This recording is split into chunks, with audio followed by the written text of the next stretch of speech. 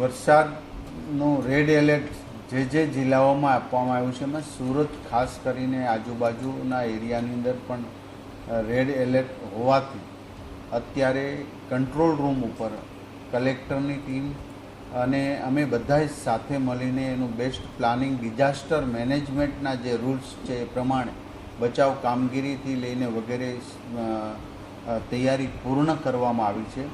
પરંતુ હું તમામ પરિવારજનોને વિનંતી કરું છું કે આજથી અત્યારથી 24 કલાક સુધી કોઈએ સેફ જગ્યાએથી બહાર જવું નહીં. પવનની ગતિ તો 30 કિલોમીટર જે પ્રતિ પેલી રહેશે, પરંતુ વરસાદ ઝાઝો આવવાની હવામાન વિભાગની આગાહી છે.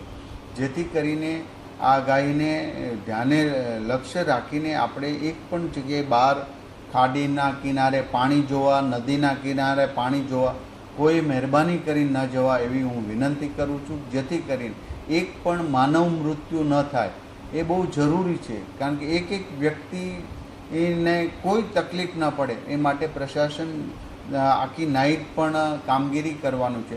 આર્મીની એક ટીમ અને કુલ 4 ટીમો અહીંયા સ્ટેન્ડ બાય રાખવામાં આવી છે. જ્યાં જરૂર પડે ત્યાં સુરતના તમામ તાલુકાઓ અને સુરત શહેર municipal commissioner team, collector team, police, બધા જ એજન્સીઓની તમામ અધિકારીઓની રજા રદ કરી દેવામાં આવી છે.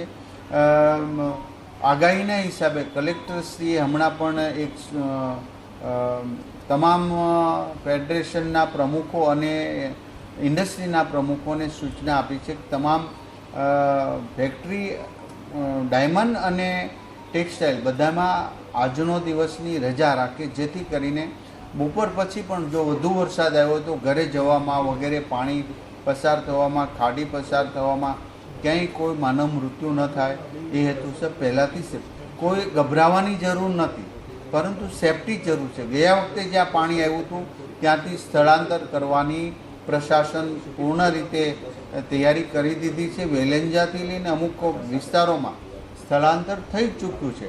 તો આજે અત્યારથી સેફ જગ્યા પર 24 કલાકનું દૂધ, પાણી વગેરેની આપણી જે વ્યવસ્થા હોય એ ઇમરજન્સીમાં આપણી આર્મીની ટીમ અને બચાવ કામગીરી બધી જ ટીમો તૈયાર છે.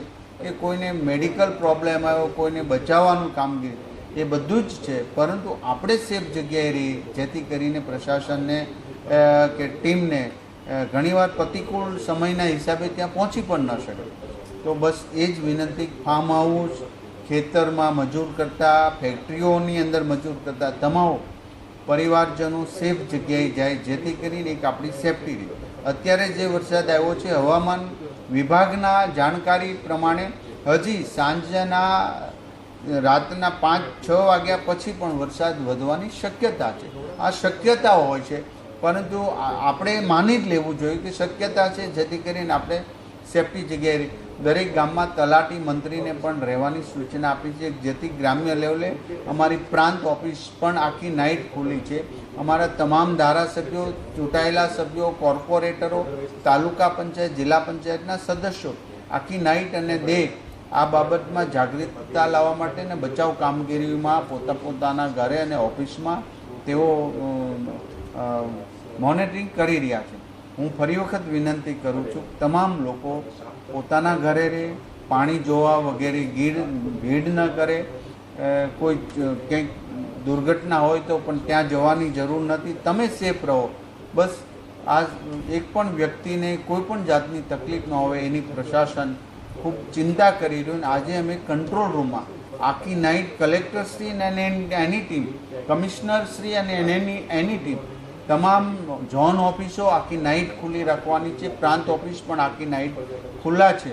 ફાયર બ્રિગેડ અને તમામ ટીમો સ્ટેન્ડ બાય રાખવામાં આવી છે. અને વડોદરાથી આર્મીની ટીમ જે નીકળી છે એ પણ સેફ જગ્યાએ લોકોને ખસેડવા અને ઇમરજન્સીમાં એવો પણ મદદ માટે અહીંયા આવી રહ્યા છે. ખાસ કરીને સોશિયલ મીડિયામાં અફવાઓ ફેલાતી હોય છે, તેને શું કહેશો? હા, સોશિયલ મીડિયાની અંદર એક પણ વાત માનવી નહીં.